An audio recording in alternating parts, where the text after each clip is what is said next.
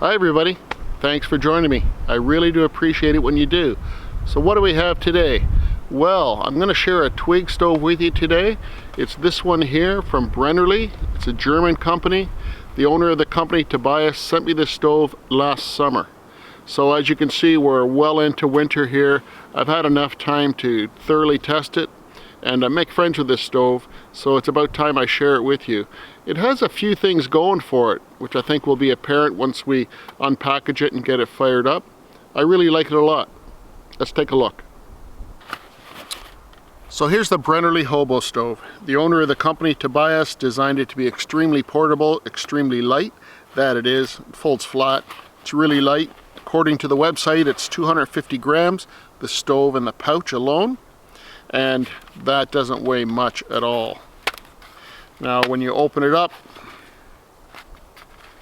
this is what you get.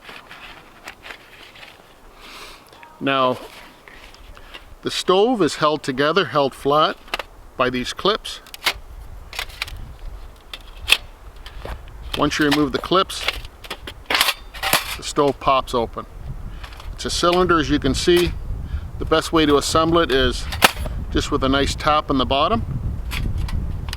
On the bottom, there's an ash catcher so you don't damage the forest. There's also a fire grate inside for air circulation. Other than opening it up and giving it a little tap on the ground, you might have to just pull the ash pan down slightly till it clicks. There you go, fully put together, ready to go. So these two clips that were holding the stove together are actually the pot stand as well. They go together really easily.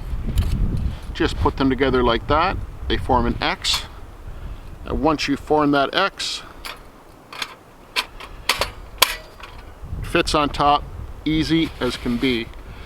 I'm not a fan of stoves that come in a lot of pieces that you have to put together. I like it simple, especially on a day like today. It's not really cold, but we are into the minuses. I'm wearing fingerless gloves. The less time you spend holding stainless steel, the better. This stove is basically ready to go. Lots of airflow all around. It's tall, so it gives you a chimney effect. Lots of room between the stove and your pot. That's going to increase airflow, so it burns nice and clean. But it's also a pretty versatile stove. It comes with a couple of accessories. Let's look at the accessories before I start firing this thing up. So here's the accessories. As you can see, they're pretty light and compact to carry as well. Here's an adapter so you can use the stove with a Trangia alcohol burner. You can also use a Trangia gas burner. You can also use the Primus gas burner with this stove. Here's a little grate. You can use solid fuel with it, or you can even use it as a grill. These little pot stands, some people like to use them with the Trangia alcohol burner because it brings the pot closer to the flame. I haven't found a real big advantage to using them. I just use the regular pot stand when I'm using the Trangia alcohol burner. Seems to work okay with me, but if you want to get your pot closer to the flame, these little pot stands can work well. So using the Trangia gas burner, it's a pretty simple thing. There's two grooves in this adapter. They slide in just like that. The stove sits inside. Put your pot stand back on. You're good to go. Let's light this alcohol burner up.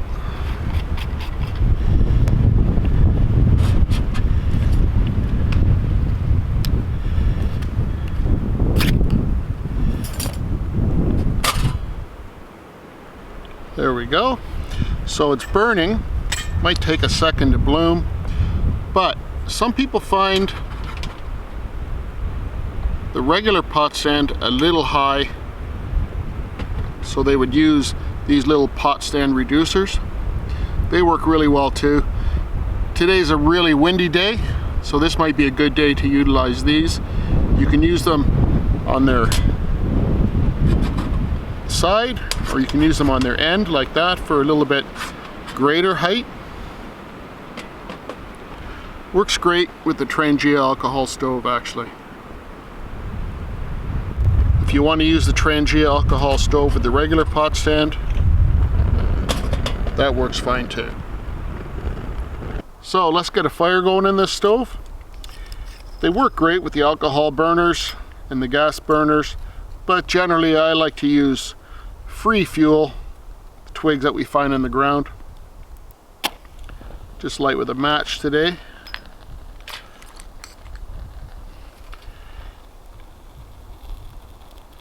These are those UCO waterproof, windproof matches.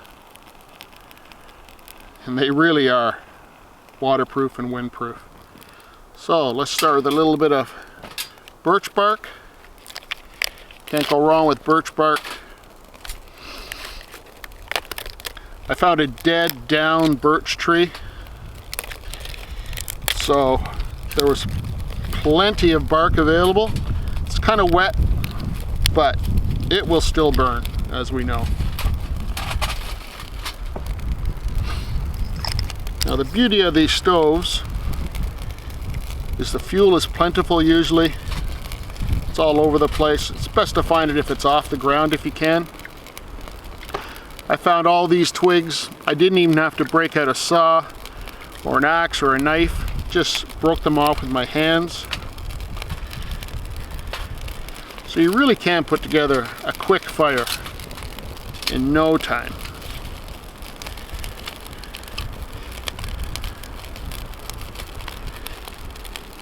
There's lots of ways to load these twig stoves. Swedish torch method is a favorite amongst many. A lot of times it's recommended you do a top-down burn. I like doing that as well. But if you just want a quick fire, make a quick cup of coffee, this will work just fine. Now there's a bit of smoke right now. That's because I'm using quite a bit of birch bark in there. Once that burns off, and once the wood starts to go, that should dissipate. But of course that's all dependent on the quality of your fuel, right? If you're burning some wet twigs, which as I'm breaking these up, I can feel they're wet, a little bit punky actually. That's going to affect how clean everything burns.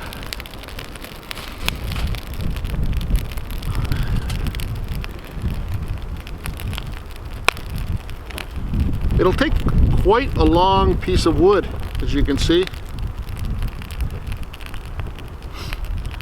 But right at the beginning, we don't want to overload the stove. Let's let it get started.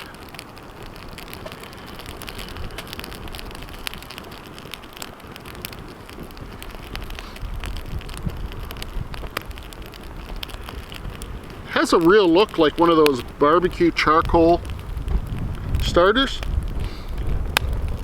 which work very much like a chimney. And that's why this one works so efficiently. It's really taken off now. Now that chamber is really huge. It takes a lot of wood. If you wanted to use the Swedish torch method, you could get quite a long burn in that. You could put easily like a 4-inch piece of wood, quartered up and lit with the Swedish torch method. Work great.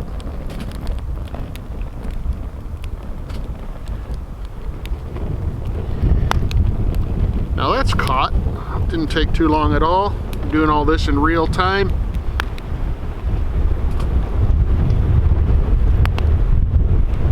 You can feed through these ports on the side if you get a small enough piece. Let's put the pot stand on. There we go. Never one to waste a good fire. Let's make some coffee.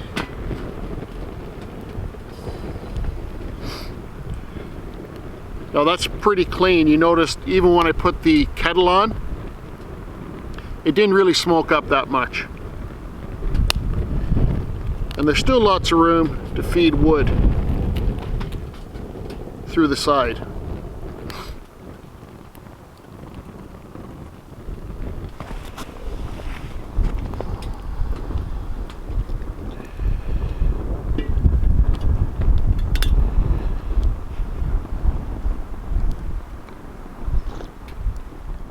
So there's a quick look at the Brennerle Hobo stove. What do you think? I'll tell you what I think. I like it a lot. It's got a few features that I like. First being its size. It's a really good size. You can put big pieces of wood in there, and because it's bigger, there's lots of airflow, so you get a good clean burn. Even though it is a good size stove, it's very light and it packs down very small, so you can stick it in your pack. Hardly know it's there really. It's versatile because it uses different kinds of fuel, wood, alcohol, gas, butane, and you can also use solid fuel in these things. So that is a good advantage as well. Being that it's so light, if you're a backpacker or a canoe tripper, might be something worth thinking about. It's big enough for a group. It's also small, compact enough that a soloist would use it as well. Yeah, I think it's a good option. I will definitely leave a link to the website where you can purchase one of these or talk more to the owner of the company, Tobias. As far as I know, they're only available from Germany right now, but who knows in the future, he might expand.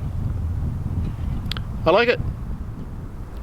So thanks once again for joining me. I do appreciate it when you click on that video, spend a few minutes with me. So please like the video, leave a comment down below. What'd you think of that Brennerle Hobo stove? Is a Hobo stove or a Twig stove something you carry in your kit? Do you think they're worthwhile to carry? Let me know. I'd be interested in your views on that. As well, please subscribe if you haven't already. Until the next video, guys, take care.